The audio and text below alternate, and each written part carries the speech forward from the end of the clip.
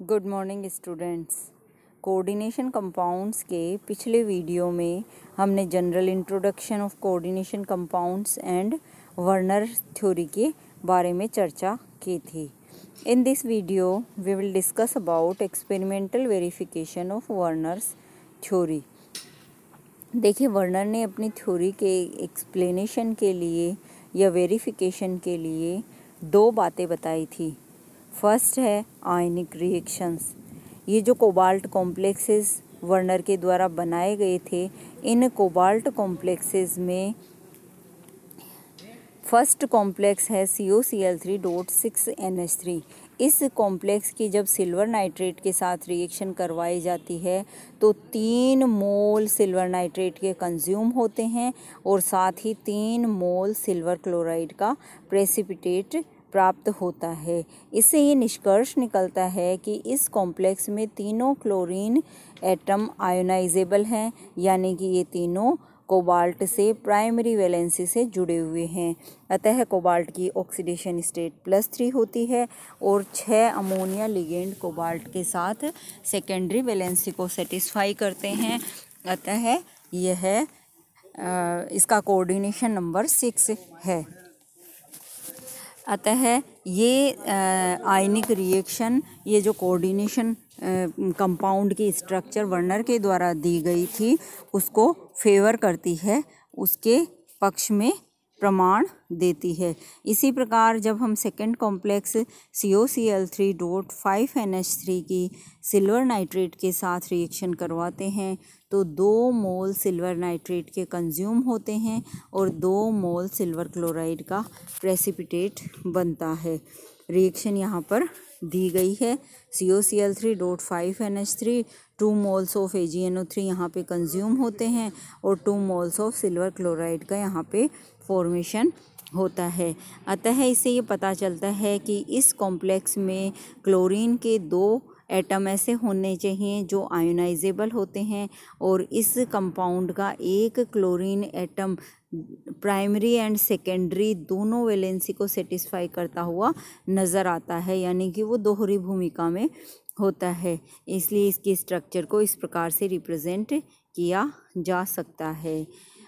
Next complex है COCl3.4NH3। इसकी जब सिल्वर नाइट्रेट के साथ रिएक्शन करवाई जाती है तो 1 मोल सिल्वर नाइट्रेट कंज्यूम होता है और 1 मोल सिल्वर क्लोराइड का प्रेसिपिटेट हमें यहाँ पे प्राप्त होता है। और इसकी प्रपोज्ड स्ट्रक्चर ये हो सकती है जिसमें 2 क्लोरीन एटम दोहरी भूमिका में होते हैं। कोबाल्ट की प्राइमरी एंड सेकेंडरी दोनों प्रकार की वैलेंसी को सेटिस्फाई करते हुए नज़र आते हैं। साथ ही एक क्लोराइड आयन जो होता है वो प्राइमरी वैलेंसी के रूप में होता है। तो ये स्ट्रक्चर पे बिल्कुल ठीक बैठता है। और कॉम्प्लेक्स COCl3.3NH3 तो सिल्वर नाइट्रेट के साथ किसी तरह की कोई रिएक्शन ही नहीं देता। इससे ये प्रूव हो जाता है कि इसमें कोई भी क्लोरीन एटम आयोनाइजेबल नहीं है जो कोबाल्ट के साथ आयनिक बॉन्ड द्वारा जुड़ा हुआ हो, अर्थात तीनों क्लोराइड आयन कोबाल्ट के साथ कोऑर्डिनेट बॉन्ड द्वारा जुड़े हुए होते हैं और कोबाल्ट की प्राइमरी एवं सेकेंडरी दोनों प्रकार की वैलेंसीज को ये सेटिस्फाई करते हैं। अतः इसकी संरचना निम्न प्रकार की हो सकती है। सेकंड, हम वर्नर के एक्सपेरिमेंट का प्रायोगिक सत्यापन कर सकते हैं उनकी कोलिगेटिव प्रॉपर्टीज़ के आधार पर, उनके सॉल्यूशन बनाकर उनकी कोलिगेटिव प्रॉपर्टीज़ और उनके कंडक्टिविटी के आधार पर वर्नर सिद्धांत की पुष्टि होती है। कोलिगेटिव प्रॉपर्टीज़ में हम देखते हैं हिमांक का अवनमन। इन प्रयोगों के आधार पर पदार्थ के कणों की संख्या ज्ञात की जा सकती है, जबकि चालकता के प्रयोगों से आवेश की संख्या को हम ज्ञात कर सकते हैं। कोबाल्ट क्लोराइड और अमोनिया के कॉम्प्लेक्सेस के हिमांक के अवनमन में और चालकता प्रयोगों के रिजल्ट्स टेबल में दिए गए हैं, जिससे ये पता चलता है कि प्रति मोल कणों की संख्या और उन पर विद्यमान कुल आवेशों की संख्या के आधार पर इन कॉम्प्लेक्सेस की स्ट्रक्चर का डिटर्मिनेशन किया जा सकता है। टेबल 1 में दी गई स्ट्रक्चर्स और वर्नर द्वारा सुझाई गई स्ट्रक्चर्स समान हैं, अतः इनसे वर्नर सिद्धांत की पुष्टि होती है। ये टेबल आ गई हमारी जो कोलिगेटिव प्रॉपर्टीज़ और चार्जेस के बारे में बात बताती है।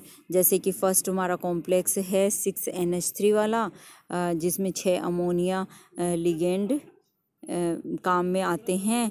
इसका जब वाटर में इसको जब डिज़ोल्व किया जाता है तो ये 4 पार्टिकल्स बनाता है, यानी इससे 3 तो क्लोराइड आयन बनते हैं, जो यहाँ पे देखिए अपने स्ट्रक्चर के अंदर दिया गया है। वाटर में डिज़ोल्व करने पर इस कॉम्प्लेक्स को 3 क्लोराइड आयन में और 1 कॉम्प्लेक्स आयन में यह सेपरेट हो जाता है।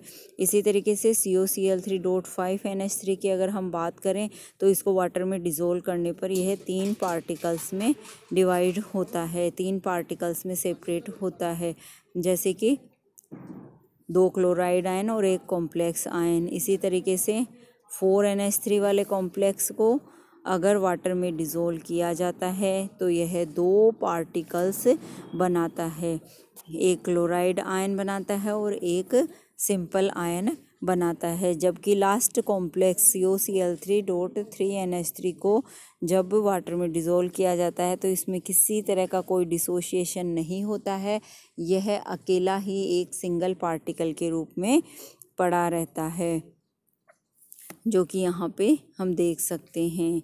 इन पे आवेशों की संख्या हम ज्ञात करना चाहें तो देखिए फर्स्ट वाले में हम देख सकते हैं 3 तो क्लोराइड है, यानी 3 तो नेगेटिव चार्ज है, और इस कॉम्प्लेक्स आयन पर +3 आवेश है। तो टोटल आवेश कितना हो गया सॉल्यूशन में, प्लस के 3 माइनस के 3 तो 6, टोटल 6 आवेश यहाँ पे होते हैं।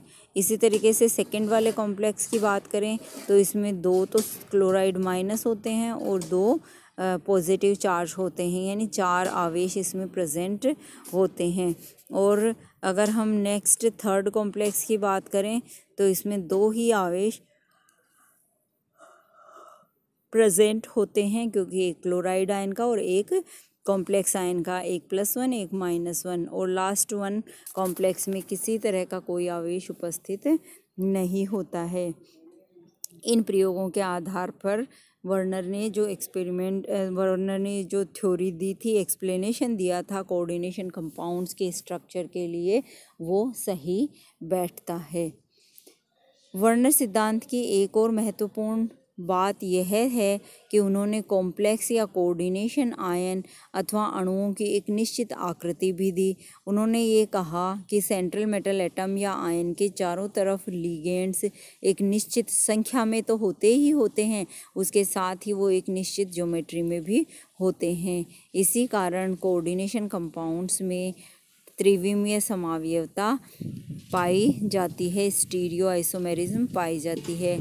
फॉर एग्जांपल हम देख सकते हैं कोऑर्डिनेशन नंबर 6 वाले कंपाउंड्स ऑक्टाहेड्रल स्ट्रक्चर में पाए जाते हैं, जबकि कोऑर्डिनेशन नंबर 4 वाले कंपाउंड्स की 2 तरह की स्ट्रक्चर हो सकती है, या तो वे स्क्वायर प्लेनर होते हैं या फिर वो टेट्राहेड्रल होते हैं। ये कोऑर्डिनेशन नंबर 4 की स्ट्रक्चर है और ये कोऑर्डिनेशन नंबर 6 की स्ट्रक्चर है, जिसमें एक ही स्ट्रक्चर पॉसिबल है, वो है ऑक्टाहेड्रल। इस प्रकार वर्नर थ्योरी को कोऑर्डिनेशन कंपाउंड्स के लिए बहुत इम्पोर्टेंट माना जाता है और इसी कारण से वर्नर को कोऑर्डिनेशन केमिस्ट्री का फादर कहा जाता है। Thank you.